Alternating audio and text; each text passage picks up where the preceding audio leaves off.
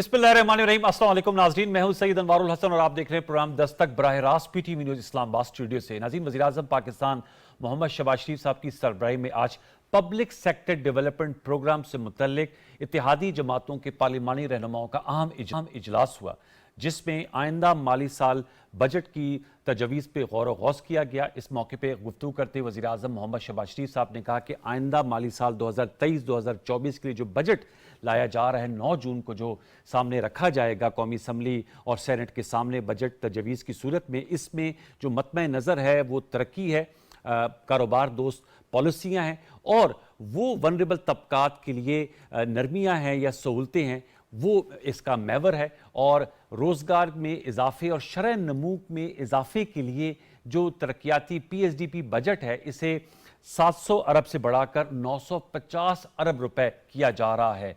उन्होंने कहा कि उम्मीद है कि रवां माह IMF से मामलात जो हैं वो तय पा जाएंगे।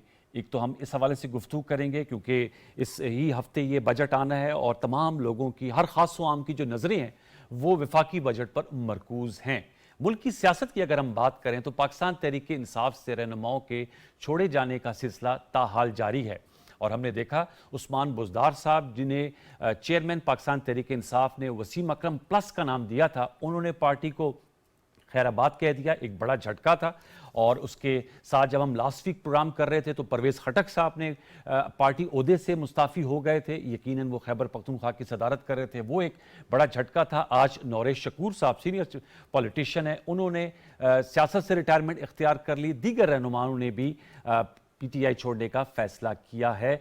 दूसरी जानिब जहांगीर तरीन ग्रुप जो सरगर्म अमल है और ये बात चल रही थी, बल्कि हमारी लास्ट शो में महमूद मौलवी साहब ने कहा था कि आइंदा 48 घंटों में पार्टी का क़याम अमल में आ जाएगा, वो तो ताहाल नहीं हो सका। लेकिन जहांगीर तरीन साहब अपने मिशन में मसरूफ़ अमल हैं, देखें उसका क्या नतीजा निकलता है। फिर आसिफ जरदारी साहब ने भी पंजाब में डेरे जमाए हुए हैं और उनकी मेल मुलाकातों का सिलसिला जारी है। 21 जून को पाकिस्तान पीपल्स पार्टी और में जलसा करने का ऐलान किया है। यकीनन पाकिस्तान पीपल्स पार्टी के फॉर्चून्स के हवाले से बहुत से तजिया निगार कह रहे हैं कि सेंट्रल पंजाब में बाउंस बैक करने का उनको ये मौका नज़र आ रहा है। वैसे भी 21 जून जो है वो मोहतरम बेनज़ीर भुट्टो शहीद साहिबा की सालगिरह का दिन है, उस हवाले से भी गुफ्तगू करेंगे। आज मरियम नवाज साहिबा ने, चूँकि अवामी राब्ता मुहिम की बात हो रही है, बाग आज़ाद कश्मीर में जलसे आम से खिताब किया और मौका ये था कि ज़िमनी इलेक्शन होने हैं 8 जून को, और जो सरदार तनवीर इलियास साहब की जो वो डिसक्वालीफाई हुए, डीसीट हुए, तो उस नशिस्त में मुकाबला है। इस मौके पर खिताब करते हुए मरियम नवाज साहिबा ने कहा कि जो नवाज शरीफ की सियासत को ख़त्म करने की बात किया करते थे, आज उनकी जमात और सियासत किरची हो गई है और बंकर में बैठे शख्स जो हैं उनको अवाम के गैज़ो गज़ब का सामना करना पड़ेगा। तो इन डेवलपमेंट्स का भी आज की नशिस्त में अहाता करेंगे। बड़ा पर्टिनेंट पैनल मेरे साथ आज की नशिस्त में शरीक गुफ्तगू का तारुफ हम आपसे करा देते हैं। हमें ज्वाइन किया है कैसर अहमद शेख साहब ने, आप पाकिस्तान के मामले खसूसी हैं, कराची स्टूडियो से हमारे साथ नशिस्त कर रहे हैं। इकॉनमी पे आपका खास फोकस होता है, आपका शुक्रिया। हमें ज्वाइन कर रहे हैं बैरिस्टर आमिर हसन साहब लाहौर से, पाकिस्तान पीपल्स पार्टी के मरकजी रहनुमा है बैरिस्टर आमिर हसन साहब, आपका बहुत शुक्रिया। और हमें बजरिया स्काइप ज्वाइन कर रहे हैं हारून रशीद साहब, पाकिस्तान के नामवर सहाफ़ी हैं, इंटरनेशनल मीडिया ऑर्गेनाइजेशन में आपने काम किया है, BBC उर्दू और आजकल इंडिपेंडेंट उर्दू से वाबस्ते, आपका बहुत शुक्रिया हारून रशीद साहब। तीनों मौजूदान को फॉर्म वेलकम। मैं आप लोगों की इजाजत से हारून रशीद साहब आपसे सर गुफ्तगू का आगाज करूंगा। मौलाना फजल रहमान साहब ने भी आज सर मीडिया टॉक की है और उनका ये जुमला जो है वो काफ़ी ज़्यादा सहाफ़ती हल्कों में ज़ेर बहस है, जिसमें मौलाना फजल रहमान साहब ने कहा कि जो इलेक्शंस हैं तमाम फैसले PDM ने मुशावरत और इत्तेफाक राय से किए और इलेक्शन के हवाले से भी इत्तेफाक राय से फैसला किया जाएगा। इसको कैसे आप किस तरह लेते हैं? मौलाना फजल रहमान साहब ने मुल्क की मईशत के हवाले से भी बात की और इलेक्शंस, क्योंकि अब तो सुप्रीम कोर्ट ने भी आज जो इलेक्शन एक दिन कराने के हवाले से जो तहरीरी हुक्मनामा जारी किया और समात गैर मुय्यना मुद्दत के लिए मुलतवी हो गई है, तो उनका खुशाइंद है कि अब तमाम सूबों में वफाक में एक दिन इलेक्शन होंगे। लेकिन मौलाना साहब का ये कहना है कि इलेक्शन का फैसला भी जो है वो PDM की जमातें मिलकर करेंगी कि कब करवाना है। हारून रशीद साहब जी, मेरे ख्याल में किसी भी जमहूरी मुल्क में फैसले जो हैं वो सियासतदानों को मिल बैठकर ही करने चाहिए। और मौलाना फजल रहमान साहब जो इस वक्त PDM की क़यादत कर रहे हैं, उनकी कोशिश यही है कि अब उनको, हालांकि अभी तक इंतखाबात की तारीख का कोई तयन नहीं हुआ और ना हमें पता है कि किस माह में होंगे। अक्टूबर नवंबर की बात चल रही है, लेकिन वो भी अभी तक सरकारी तौर पर उसकी तस्दीक नहीं हुई है। लेकिन अब लगता है कि वो जो एक बड़ा चैलेंज था उनको तहरीक इंसाफ की तरफ से, उसको कदरे अबूर करके अब वो इलेक्शन की तरफ जाना चाह रहे हैं और इलेक्शन मोड में जाना चाह रहे हैं, और चाह रहे हैं कि इलेक्शन से पहले जो होमवर्क है वो जो 11-12 पार्टियां हैं और पीपल्स पार्टी है, ये मिल बैठ कर करें। और कोशिश यही होगी हर पार्टी की कि एक दूसरे को कन्फ्रंट न करें हलकों में, जब नशिस्तें मिलें, टिकट जारी हों, तो इस तरह का हो कि पीडीएम और पीपल्स पार्टी जो है वो ही इस तरह की मनूवरिंग और इस तरह की टिकट अलॉटमेंट करे कि जिससे आगे चलकर उनको हुकूमत साजी में मदद मिल सके। तो लगता यही है कि मौलाना फजलुर रहमान साहब जो हैं वो अब इलेक्शन मोड में चले गए हैं, और आज का बयान शायद उसी सिलसिले का उनका पहला बयान था। ठीक, और ये मुझे बताएगा हारून साहब, फिर मैं आमिर साहब के पास जाऊंगा। आपने कहा कि मुकाबला जो है वो पीपल्स पार्टी पीडीएम, जाहिर बात है पीडीएम में मुस्लिम लीग नवाज, मौलाना फजल रहमान साहब की जमात है, लेकिन मौलाना साहब ने आज ये भी कहा, शहबाज शरीफ साहब प्राइम मिनिस्टर साहब से भी उनकी मुलाकात हुई, कि पीडीएम इंतखाबी इत्तेहाद नहीं है। उन्होंने कहा एडजस्टमेंट्स हो सकती हैं। पाकिस्तान तहरीक इंसाफ की जो सियासी कुव्वत थी उसमें तो काफ़ी कमी आई है। हमने जैसे बताया बड़े बड़े उनके कलीदी रहनुमा पार्टी को अलविदा कह गए हैं। तो आप समझते हैं कि अब आपस में ही इनका मुकाबला होगा? और पीपल्स पार्टी को किस तरह देख रहे हैं? आसिफ जरदारी साहब लाहौर में मौजूद हैं, फिर जहांगीर तरीन साहब भी कोशिश कर रहे हैं कोई नई पार्टी बनाने की, वहां पर मुराद रास और दीगर रहनुमाओं ने डेमोक्रेट्स का ग्रुप बना लिया है। तो किस तरह देख रहे हैं आप इस सारी सियासी सूरत को? किस तरह की सियासी सफबंदी आपको नजर आ रही है?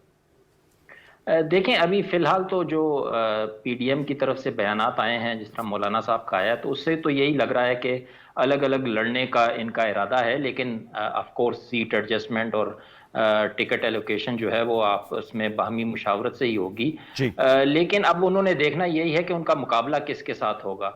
तहरीक इंसाफ के साथ होगा, तरीन ग्रुप के साथ होगा, या रास ग्रुप के साथ होगा, या कोई दूसरा ग्रुप सामने आता है। तो मेरा ख्याल में उसको देखते हुए फिर ये फैसला होगा। अभी शायद इसको हतमी समझना मेरे ख्याल में कबल अज़ वक्त होगा कि ये इलेक्टोरल अलायंस नहीं है। आगे चलकर अगर इस तरह का कोई मोड बनता है कि जिसमें उनको सियासी फ़ायदा होता है इंतखाबात में एज एन अलायंस जाने का, तो मैं समझता हूं कि शायद काफ़ी समझदार और सीनियर सियासतदान हैं इस पार्टी, इस अलायंस में, तो वो यकीनन इस तरफ भी जा सकते हैं। ठीक, बैरिस्टर आमिर साहब से मैं आपसे जानना चाहूंगा, फॉर्मर आसिफ जरदारी साहब लाहौर में मौजूद हैं। 21 जून को आप लोगों ने अपनी सियासी कुव्वत का मुजाहरा करने का फैसला किया लाहौर में, और लाहौर जो एक वक्त में पीपल्स पार्टी के गढ़ होता था, लेकिन हमने देखा मुस्लिम लीग नवाज, उसके बाद फिर पाकिस्तान तहरीक इंसाफ लोगों ने अपना वहां पर सियासी कुव्वत का मुजाहरा किया। सर, ये किस सोच के साथ ये फैसला किया गया है?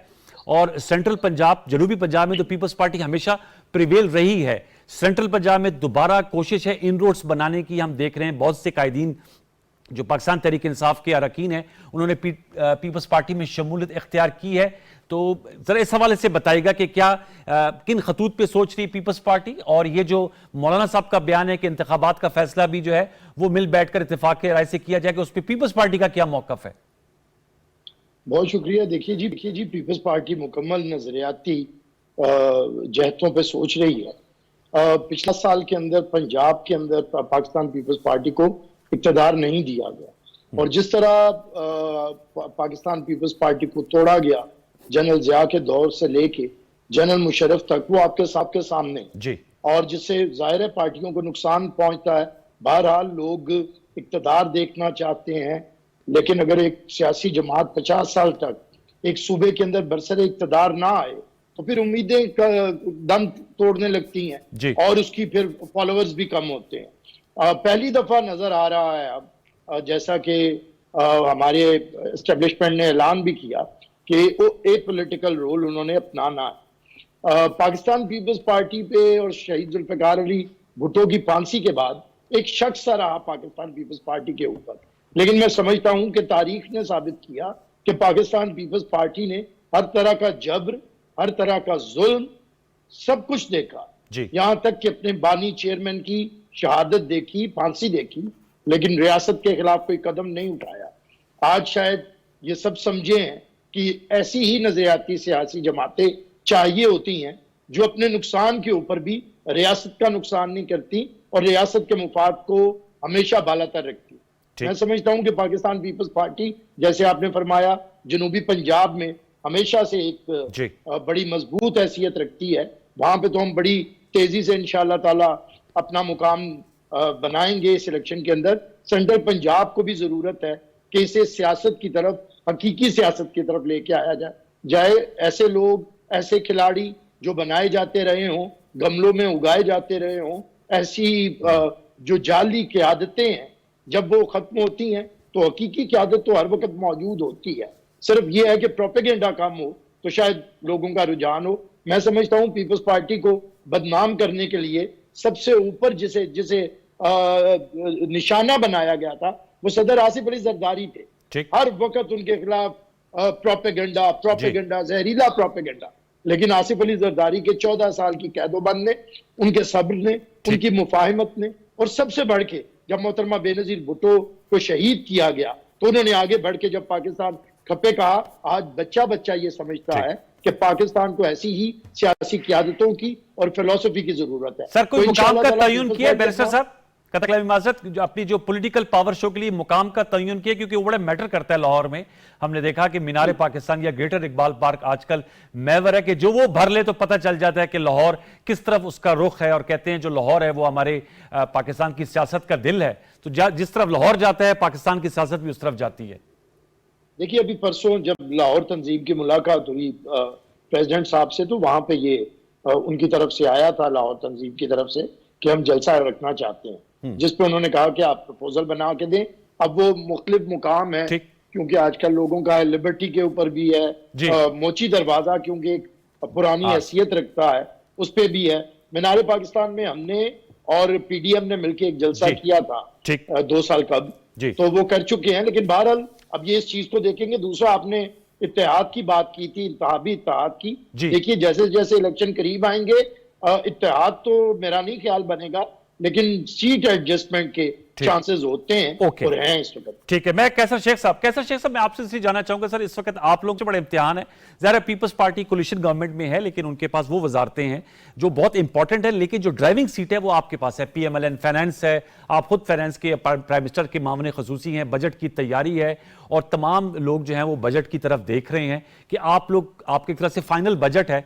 जाहिर बात है उसके बाद फिर 12 अगस्त को आपकी टर्म मुकम्मल हो जाएगी। तो सर, PMLN इसका इस वक्त फोकस यही होगा कि जो पाकिस्तान की आवाम है उनको बजट में किसी न किसी सूरत रिलीफ दिया जाए, और यही चीज लेकर आप लोग इलेक्शन में आवाम के पास जाएंगे।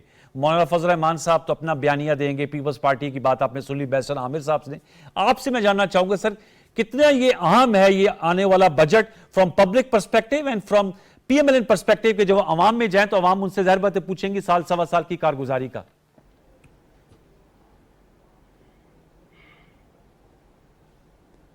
बिस्मिल्लाहिर्रहमानिर्रहीम। अनवारुल हसन, ये क्योंकि बजट आने वाला है 9 तारीख को, जुम्मे को बजट है जी, और आपने बिल्कुल दुरुस्त कहा, ये हमारी मौजूदा हुकूमत का आखिरी बजट है, और 12 अगस्त तक हमारी जो असम्बलियाँ हैं उनका टेनोर है। उसके बाद असम्बलियाँ तहलील हो जाएंगी और ये हुकूमत भी उसके साथ साथ तहलील हो जाएगी। तो बजट के ऊपर हमारा बड़ा एम्फसाइज है। आज भी कोई 4 घंटे की मीटिंग, 3 घंटे की मीटिंग प्राइम मिनिस्टर साहब ने ली, मैं भी उसमें शामिल था। उसमें अहम वजीर भी थे और दोस्त भी थे जो कि बजट के बारे में अपनी अपनी राय रखते थे। और आज का जो टॉपिक था वो मेनली ये था कि हम अपने आम आवाम को बेनिफिट किस तरह दे सकते हैं। SMEs के लिए ख़ास तवज्जो थी। आज की पूरी जो सेशन हुआ, आज की जो आपस में वीडियो कॉन्फ्रेंस हुई, वीडियो टॉक हुई, तो मेन हमारा एम्फोसिस ये है कि हम आम आदमी को किस तरह सहूलत दें। एक तो हम सोच रहे हैं बड़े सीरियसली कि तनख्वाहें बढ़ाई जाएं, हम सरकारी मुलाजमीन की भी और जो सिविलियन भी हैं उनकी तनख्वाह तवक्को भी वो कर रहे हैं, और क्योंकि महंगाई हो गई है तो हम उनकी तनख्वाहें बढ़ाने का जितना मैक्सिमम अपॉर्चुनिटी है वो इंशाल्लाह तनख्वाहें बढ़ाएंगे। फिर बेनज़ीर इनकम सपोर्ट को बढ़ा रहे हैं उसमें, क्योंकि एक ऐसा शोबा है, ये ऐसा है कि उसमें कैश रकम मिलती है और लेने वाला जो चाहे वो अपनी मर्जी का जो ज़रूरत है उसकी ज़रूरत के मुताबिक वो उसकी ख़रीदारी कर सकता है।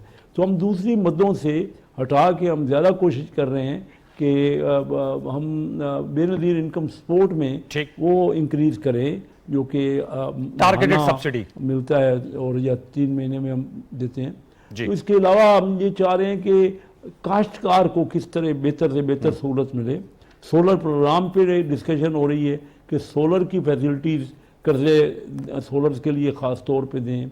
फिर छोटे कर्जे जो है वो नौजवानों को दिए जाएं ताकि वो तालीम में फ़रोग हो और तालीम के ऊपर और वोकेशनल ट्रेनिंग के ऊपर और आईटी की तालीम के ऊपर ख़ास तौर पे रुझान है।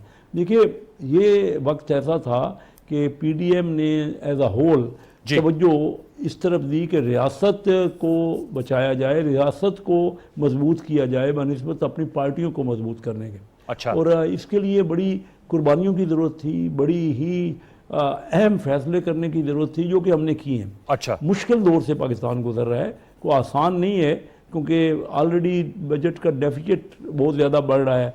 हमारी आमदन जो है वो तवक्को से कम हुई है इस साल भी जो रेवेन्यू है। तो ये हमारी कोशिश ये है कि ऐसा हो कि सहूलत मिल जाए, जो ज़्यादा से ज़्यादा सहूलत प्रोवाइड कर सके वो। जी ठीक है, सहूलत मिल जाए। आपने कहा सहूलत मिल जाए, मैं दोबारा लौट के आऊंगा हारून रशीद साहब के पास। हारून रशीद साहब, आपने सहूलत के आपने जो बजट के जो है मेन कंटूर्स का आता कि दोबारा लौट के आऊंगा। हारून साहब, मैं आपसे जानना चाहूंगा, जाहिर बात है आप जैसे मैंने कहा इंटरनेशनल मीडिया में आप माशाल्लाह सर्व कर रहे हैं, आपने चेयरमैन पीटीआई का भी इंटरव्यू किया था। आज प्राइम मिनिस्टर शहबाज शरीफ साहब ने कहा और उन्होंने कहा कि 9 मई के वाकये के हवाले से एक तासुर क्रिएट किया जा रहा है पाकिस्तान तहरीक इंसाफ की जानिब से, इंसानी हकूक़ की पामाली के हवाले से और जो दीगर इशूज़ हैं। लेकिन उन्होंने कहा कि ये रियासत पे हमला था और इस हवाले से कानून की गिरफ्त से जो इसमें मुलविस लोग हैं वो गिरफ्त से बाहर नहीं जा सकेंगे और जो भी गुनाह उनको नहीं छेड़ा जाएगा। मैं आपसे जानना चाह रहा हूँ सर, क्या कहेंगे इस हवाले से आप? अब 9 मई के कहते हैं एक सियासत जो है वो 9 मई से पहले की थी, एक सियासत 9 मई के बाद की है। आपने इंटरव्यू भी किया था अपने इदारे के लिए, आप किस तरह देख रहे हैं पाकिस्तान तहरीक इंसाफ की सियासत को? बिलखसूस चेयरमैन पाकिस्तान तहरीक इंसाफ जो कहते हैं कि वो 27 साल से इस्टेब्लिशमेंट से डील कर रहे हैं और सबसे बेहतर उसको समझते हैं, आज आपको वो कहाँ खड़े दिखाई दे रहे हैं? अनवर साहब, जब मैंने इंटरव्यू किया चंद दिन पहले चेयरमैन साहब का, तो वाकई उनके जो बॉडी लैंग्वेज थी वो कोई इतनी अपराइट नहीं थी और वो जानते हैं कि 9 मई का जो एहतजाज है वो शायद उनका ये कहना है कि उनके हाथ से भी निकल गया था और जो कुछ उसके बाद हुआ है उससे उनको यकीनन नुकसान हुआ है। उनके जो अहम तरीन रहनुमा हैं पार्टी के, वो छोड़कर चले गए हैं। तो अब वो अकेला अपने आप को महसूस कर रहे हैं और ताहम उनको एक उम्मीद यकीनन है कि अवाम में जो वोटर है वो अब भी उनकी बात पर यकीन रखता है और जब भी इलेक्शन होंगे तो उन्हें ये यकीन है 100% के उनके वोटर्स जो हैं वो निकल कर वोट देंगे। अब इस बात में और इलेक्शंस में काफ़ी वक्त है जी। इसमें जैसे अभी आप कर रहे थे बजट पे बात, तो बजट भी आना है, अगर उससे कुछ रिलीफ मिलती है, जैसे प्राइम मिनिस्टर ने कहा कि आज IMF के साथ भी इसी माह शायद कोई मुआहिदा हो जाए तो उससे भी काफ़ी रिलीफ हो सकता है, तवक्को की जा रही है कि होगा। तो अगर ये माशी सूरत हाल कुछ काबू में आ जाती है, हालांकि मैं कोई ज़्यादा इकानमी पढ़ी नहीं हुई, लेकिन इस हुकूमत के अभी 2 माह 3 माह रह गए हैं और बजट भी ये 3 माह का दे सकती है या 4 या 5 माह का ज़्यादा से ज़्यादा दे सकती है। तो उसमें इकानमी को टर्न अराउंड करना मुझे बड़ा मुश्किल चैलेंज लग रहा है। अब वो किस तरह से करते हैं और डार साहब किस तरह से इकानमी को टर्न अराउंड करते हैं कि लोग सारे वाह वाह करने लगें और पीपल्स पार्टी और PMLN को वोट देने लगें, ये एक बड़ा चैलेंज है जो PDM और पीपल्स पार्टी दोनों को इस पर, और जैसे आपसे मुझसे पहले कह रहे थे पीपल्स पार्टी और नून के रहनुमा कि उनकी कोशिश है और तवज्जो इसी पे है। जी, मैं आमिर साहब आपसे जानना चाहूँगा, जो बात हारून रशीद साहब ने भी की और पाकिस्तान तहरीक इंसाफ के कायद का ये कहना है कि जी बेशक पॉलिटिकल कार्डर जो है वो उनसे जा रहा है, लेकिन वो रेजोनेट करते हैं अवाम में, उनकी जो पजीराई है, और वो उसके बलबूते पर एक दौर में तो पीपल्स पार्टी के बारे में भी कहा जाता था कि अगर वो खंबे को भी टिकट दे दें तो तीर पे जो है वो वोट पड़ेगा। वो इसको तशबीह देते हैं अब अपनी जो अब जितनी भी उनके पास पॉलिटिकल इस वक्त कैपिटल रह गया है इन शेप ऑफ कैंडिडेट्स। मैं आपसे जानना चाहूँगा, पीपल्स पार्टी जब इलेक्शन में जाएगी तो आपका बयानिया क्या होगा, आपका स्लोगन क्या होगा? क्योंकि 1.25 साल से आप भी इस हुकूमत का, इत्तेहादी हुकूमत का कलीदी हिस्सेदार हैं बैरिस्टर आमिर साहब। देखिए अनवार साहब, जब कोई सियासी जमात नहीं आती है तो वो कोई स्लोगन लेके जाती है, उसका नारा होता है मैं ये करूंगा, तब्दीली, सुनामी, गुलामी से आजादी, हकीकी आजादी। ये बातें उसके लिए हैं जो नई सियासी जमात हो। जिस जमात को 55 साल हुए हो, जिसने पाकिस्तान का आइन दिया हो, पाकिस्तान में जमहूरियत मुतारफ करवाई हो, जिसने पाकिस्तान के अंदर इंसानी हकूक रखे हो, जिसने पाकिस्तान के अंदर अजीमुशान जमहूरी जद्दोजहद की हो, जिसने बेनजीर इनकम सपोर्ट की प्रोग्राम की बुनियाद रखी हो, CPEC साइन किया हो, और मतलब हर तरह से करोड़ों लोगों को रोजगार दिया हो, उसके पास उसका प्रोग्राम होता है, उसका मंशूर होता है, उसकी कमिटमेंट होती है, उसकी लेगेसी होती है। पीपल्स पार्टी के पास उसकी लेगेसी है कि हमारी हुकूमत जब भी आती है, हम जो बहुत गरीब और मफलूकुल हाल लोग हैं उनकी तरफ रियासत के वसाइल का रुख मोड़ते हैं। जैसे अभी कैसर शेख साहब ने भी फरमाया, बेनजीर इनकम सपोर्ट प्रोग्राम ही वो वाहिद प्रोग्राम है कि अगर आप सब्सिडी किसी को देना चाहते हैं, गरीबों तक पहुंचना चाहते हैं, तो वो प्रोग्राम साइंटिफिक बुनियादों के ऊपर पाकिस्तान पीपल्स पार्टी ने उसकी बुनियाद रखी। तो हमारा स्लोगन तो वही है कि ताकत का सरचश्मा आवाम है, रोटी कपड़ा मकान, जिसे लोग कह देते हैं जी आज तक मिली नहीं। भाई अगर भुट्टो साहब के दौर के लोगों को दे दिया रोटी कपड़ा और मकान, जो नया बच्चा पैदा होगा दुनिया में आएगा उसे आगे यही जरूरतें उसकी हैं। ये नारा ना पुराना हो सकता है और हर वक्त आपको इसी के लिए जद्दोजहद करते रहना पड़ेगा सियासी जमात को। तो मैं समझता हूं कि हमारे पास तो ये पाकिस्तान पीपल्स पार्टी की लेगेसी है, मंशूर है, और हम उसी के अमल दरामद के लिए आगे बढ़ना चाहते हैं, आगे जाना चाहते हैं। लेकिन जो मुल्क की मुआशी सूरत हाल है उसके ऊपर हमने तजावीज़ भी गवर्नमेंट को दी है। चेयरमैन बिलावल भुट्टो जरदारी इराक के दौरे से पहले प्राइम मिनिस्टर से मिलके गए थे। अच्छा। हमारी तजावीज़ हैं कि गरीब तरीन लोगों को, जिस तरह बताया भी है कि अब ज्यादा बढ़ाया जा रहा है बेनजीर इनकम सपोर्ट प्रोग्राम को, और इसी तरह सरकारी मुलाजमीन की तनख्वाहें, जो एक रिकॉर्ड रहा है कि हमेशा पाकिस्तान पीपल्स पार्टी इसमें इजाफा करती है। तो मैं समझता हूँ ये तो फौरी रिलीफ देने पड़ेंगे, और इस बात से मैं एग्री करता हूँ कि अभी इकोनॉमी को एकदम से कोई उसमें इनकलाबी तब्दीली आ जाए, ये नहीं। इस हुकूमत का मेरे ख्याल से ये भी बहुत बड़ा कदम है कि खुद इमरान खान जब प्राइम मिनिस्टर थे, जो वो तब भी कह रहे थे कि मैं इसे डिफॉल्ट होने जा रहा है मुल्क। आखिरी उनके दौर के अंदर बारहा उनकी पूरी जमात कहती रही, वजीर खजाना कहते रहे कि मुल्क डिफॉल्ट कर जाएगा। फिर जब ये नई हुकूमत इत्तेहादी यूनिटी गवर्नमेंट आई तो फिर भी उन्होंने कहा कि फिर तो खत लिखे गए डिफॉल्ट के लिए।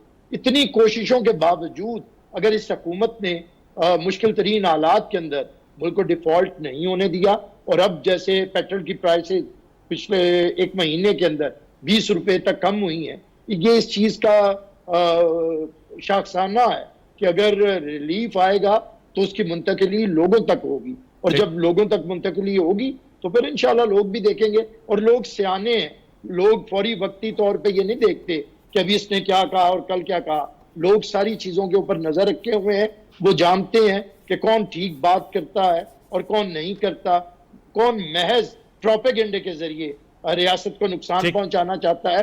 अब लोगों की नजर इसके ऊपर है, उन्होंने तारीख देख ली है कि कुछ जमातें सारा जुल्म सहने के बावजूद रियासत के खात्मे के लिए और उसकी इंस्टेबिलिटी के लिए काम नहीं करती, उसकी स्टेबिलिटी के लिए काम करती है। और कोई ऐसे भी होते हैं लाडले कि जिन्हें बनाया जाता है, तराशा जाता है, लेकिन वो उसी अपने खालिक को खत्म करने के दर पे हो जाता है। आम नुकात आपने उठाया, दोबारा मैं लौट के आऊंगा। मैं जानना चाहूंगा कैसर शेख साहब, जैसे हारून रशीद साहब ने भी कहा कि जो भी आपकी हुकूमत बजट देगी और उसके बाद इलेक्शन होते हैं, और जो भी नई हुकूमत आती है, आपकी आती है, पीपल्स पार्टी की आती है, मिल के आती है, या किसी और सियासी धड़े की आती है, इकोनॉमिक चैलेंज ऐसा है कि उसको उस हुकूमत को भी सामना करना पड़ेगा, क्योंकि ज़ाहिर बात है प्राइम मिनिस्टर साहब ने तो पहले भी ऑप्टिमिज्म का इजहार किया था, आज दोबारा किया। आप भी हमारे शो में आए थे कि IMF से मामला तय पा जाएंगे। हम भी उम्मीद करते हैं, दुआ करते हैं 30 जून 2023 तक का ये जो है वो मुआहदा स्टाफ लेवल एग्रीमेंट आपका हो जाए। लेकिन उसके बावजूद सर ये इन्फ्लेशन है, बहुत ज़्यादा है, महंगाई है, ये बहुत बड़ा एक इशू है, बेरोज़गारी है, फिर आप बैरूनी कर्जे हैं, जैसे आप खुद कहते हैं करंट अकाउंट डेफिसिट है, डॉलर्स की कमी है। सर इसके लिए एक विजन भी देना होगा, और ऐसा विजन हो जिसमें तमाम पार्टीज ऑन बोर्ड हों, चाहे जो भी हुकूमत सक्सेसिवली आए तो उसको वो कंटिन्यू करें। हमारे यहाँ सबसे बड़ा इशू यही है कि तसलसल और कंटिन्यूटी नहीं रहती। तो मैं जानना चाह रहा हूँ, आज मरियम साहबा कह रही थी कि जब भी डेवलपमेंट की बात होती है नवाज शरीफ साहब का नाम आता है, मोटरवेज का या दीगर एयरपोर्ट्स का और दीगर जो इंफ्रास्ट्रक्चर प्रोजेक्ट्स हैं। मैं जानना चाहूँगा कि ये कितना ज़रूरी है कि तमाम पॉलिटिकल पार्टीज़ को या पॉलिटिकल स्टेक होल्डर्स को ऑन बोर्ड होना चाहिए, इकोनॉमी को कैसे आगे ले जाना है उन फंडामेंटल्स पे।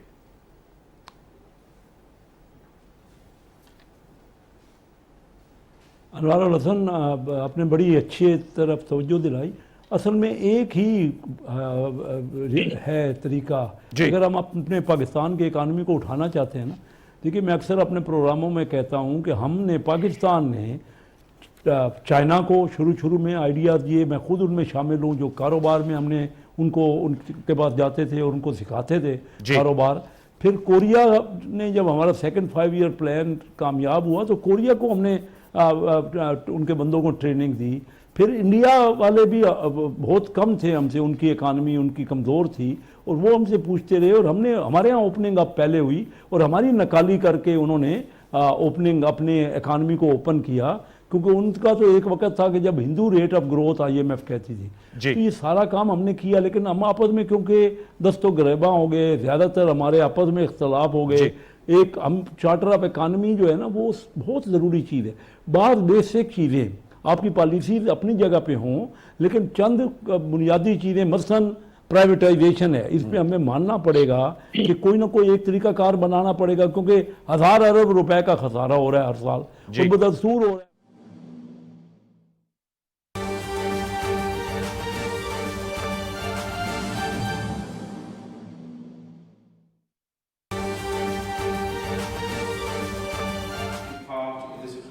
Gathering of distinguished business representatives. Pakistan and Iraq are brotherly countries, bonded by strong historical, cultural, and religious affinities. There exists immense goodwill on both sides for each other. It is high time to concentrate our fraternal ties through joint ventures and collaborations. Ladies and gentlemen, my interactions with the President, the Prime Minister, and my Iraqi counterpart is where we discuss expanding cooperation in diverse areas, including enhancing bilateral trade and investment, collaborating with Iraq in rebuilding and reconstructing and the reconstruction of their infrastructure, and sharing our experience in water management and agriculture. We have resolved to explore new and innovative ideas of cooperation, including connectivity, establishing sister port connections, and cooperation in the areas of defense production. In order to facilitate the business community of both countries, we discussed the issue of flexible visa regime for businessmen and investors and exchange of business delegations. Pakistan is part of its initiative of the ease of doing business has already made arrangements for visa facilitations and issuances of longer duration visas for foreign investors coming to Pakistan. I'm happy to note that we've also signed 2 MOUs between Pakistan and Iraq. These MOUs are aimed at further enhancing cultural cooperation and extending visa waiver facilities for diplomatic and official passport holders. These measures will substantially promote people-to-people contacts and high-level exchanges for the promotion of trade and investment. We are also aiming at the concluding of our discussions on an MOU on Zairene to facilitate the flow of legal movement of Zairene visiting the Holy Shrine. I'm also happy to report that the Iraqi side has agreed to our request of opening a consulate in Najaf. These positive developments shall take the trajectory of our bilateral relations to greater heights. I am confident that the business communities on both sides will benefit from these arrangements, which will contribute to enhancing trade commensurately with our brotherly and historical ties. We are also in discussions to facilitate our business community and remove barriers with regards to the transfer of funds from Iraq to Pakistan. Ladies and gentlemen, the current bilateral trade is not commensurate with our huge potential between the two countries. Pakistan's single country exhibition held in March 2022 in Baghdad saw deals worth $20 million. This shows the great potential between our two countries, and I am confident that the Pakistan-Iraq Business Forum would afford a similar opportunity for G2G linkages and business networking amongst potential investors and trade partners from both sides. Let us focus on enhancing collaboration and mutual investment in 5 prioritized fields, including IT, food security, energy, construction, and medicine. We would urge to utilize Pakistani skilled and semi-skilled human resources in such investments and projects. I'm happy to see the signing, or I will be happy to see the signing of the MOU between the Federation of Pakistan's Chamber of Commerce and their Iraqi counterpart in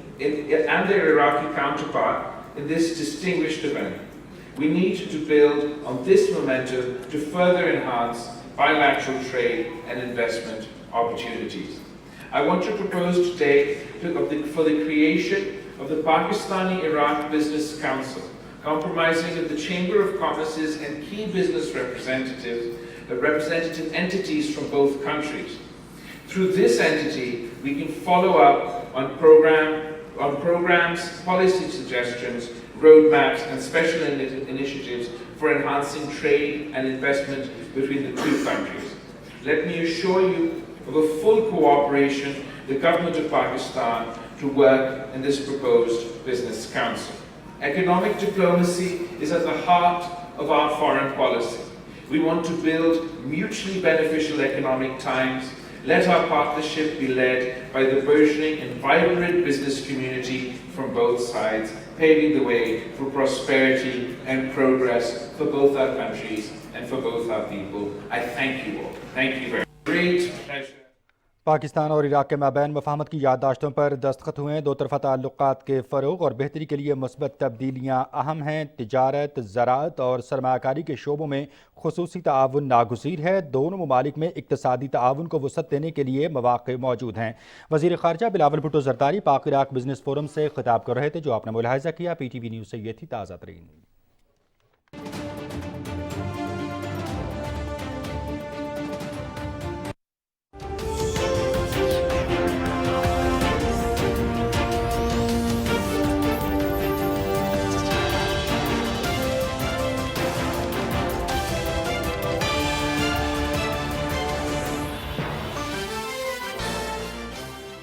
पड़े जो कि पसंदीदा अमल नहीं है, लेकिन अदालतें अगर अपना काम नहीं करेंगी तो शायद फिर उस तरफ चलना पड़े।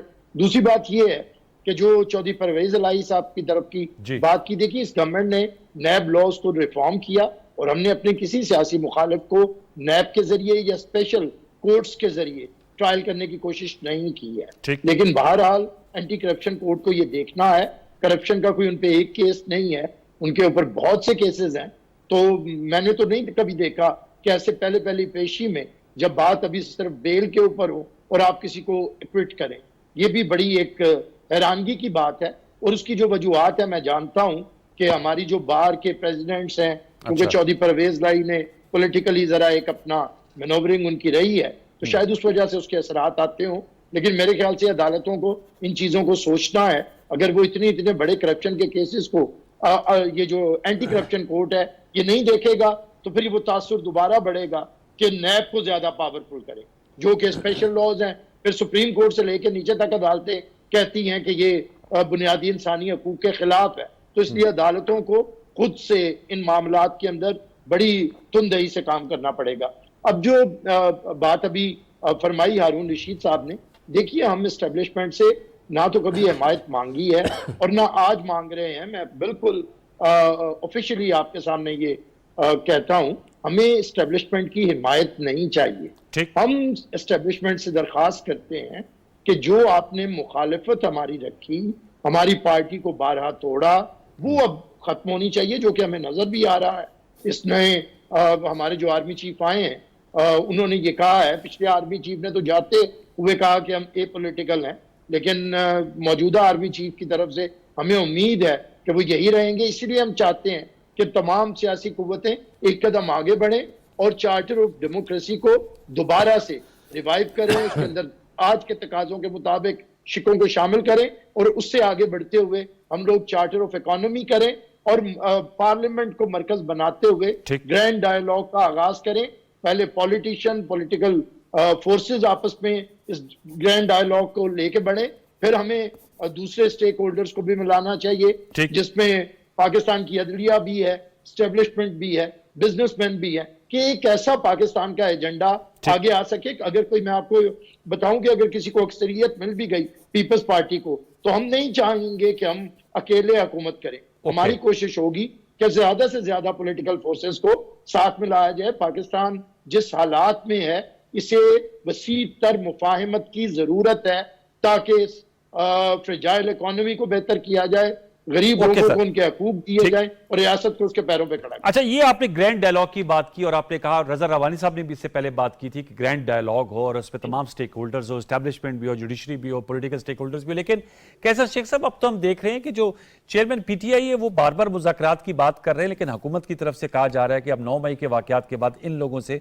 मुज़ाकरात नहीं होंगे। अभी बैरिस्टर आमिर साहब भी कह रहे हैं कि जी चार्टर ऑफ डेमोक्रेसी को दोबारा से देखा जाए दौरे हाजिर के तकाजों के मुताबिक। ऑब्वियसली 2006-2007 में चार्टर ऑफ डेमोक्रेसी हुआ था, अब 2023 है, लेकिन आप तो बातचीत के लिए तैयार नहीं। जब ये सवाल मैंने भी पूछा था प्राइम मिनिस्टर शहबाज शरीफ साहब से कि जब आपका कायदे हिज़्ब खिलाफ थे, आप कहते थे चार्टर ऑफ इकोनॉमी हो। अब जो अपोजिशन इस वक्त है वो कह रहे हैं कि आप हमसे बात करें। उस वक्त वो जब इक़्तिदार में थे आपसे नहीं बात कर रहे थे, अब आप इक़्तिदार में, आप कह रहे हैं कि 9 मई के वाक़यात के बाद बातचीत नहीं हो सकती। तो सर फिर मामलात आगे कैसे बढ़ेंगे सियासी तौर पर, कैसर शेख साहब?